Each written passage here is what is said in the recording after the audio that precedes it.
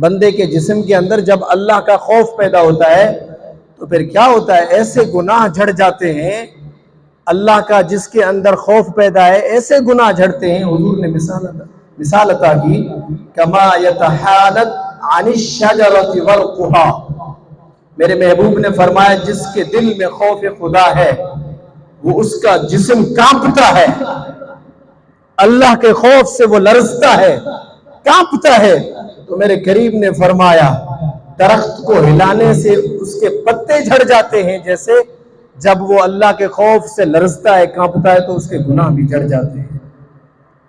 ایسے ان کے گناہ بھی جھڑ جاتے ہیں جب وہ اللہ کے خوف میں کانپتا ہے۔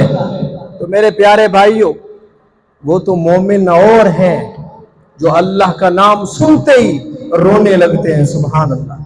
وہ جنہوں نے رب کو دل دے دیا ہے، جن کے دل میں رب کا خوف پیدا ہو چکا ہے، اور وہ اصل مومن وہ ہے۔ اور آگے میرے کریم صلی اللہ علیہ وسلم نے ارشاد فرمایا، حضرت انس اس حدیث کے راوی ہیں، حضرت انس رضی اللہ تعالیٰ عنہ سے روایت ہے، میرے کریم آقا علیہ السلام نے ارشاد فرمایا، اخرجوا من النار من ذکرنی یوما۔